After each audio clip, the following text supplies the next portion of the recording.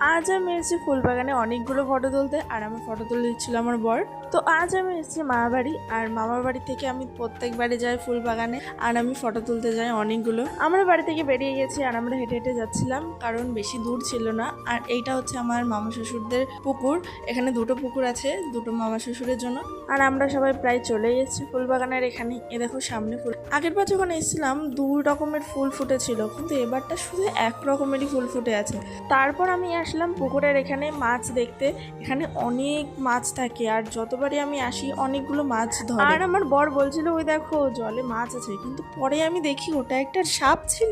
তা আমি বললাম তুমি কি আমাকে পাগল ভেবেছো নাকি? হ্যাঁ, আমি কি সাপ আর মাছ বুঝি না? সত্যি, কিন্তু আমি সত্যি ওটাকে মাছই ভেবেছিলাম, কারণ ওরা এমনভাবে বলছিল। আমি ভাবলাম হয়তো কোনো বড় টড়ো একটা মাছ হবে হয়তো। আর এটা হচ্ছে এই খেজুর গাছ, যেটা আমার দেওর বলছিল যে আমি এর থেকে রস খাবো। মানে এটা কবে বড় হবে ততদিন আমার দেওর বুড়ো হয়ে যাবে। আর এই যে আমি ফুলবাগানে চলে এসেছিলাম, আর আমি যখনই ফুলবাগানে এসেছি আর আমার বর চলে যাচ্ছে অন্যদিকে, ফটো তুলে দেবে না, ফটো তোলার ভয়তে উনি অন্যদিকে চলে যাচ্ছে। এই যে আমার দেওরও অন্যদিকে চলে যাচ্ছে। ওরা এত অসভ্য, কি বলবো, ওদের উপর আমার মাঝে মাঝে ভীষণ রাগ হয়। মানে যখনই শোনে যে আমি ফটো তুলবো, মানে ওরা জানে যে ওদের দিয়ে আমি ফটো তোলাবো, তখনই ওরা দৌড়ে পালিয়ে চলে যায়। তো আমি কি করব এখন, একা একা কি তোলা যায় নাকি? তারপরে আমি তাদেরকে বললাম যে প্লিজ প্লিজ আজকের মতো একটুখানি আমার ফটো তুলে দাও।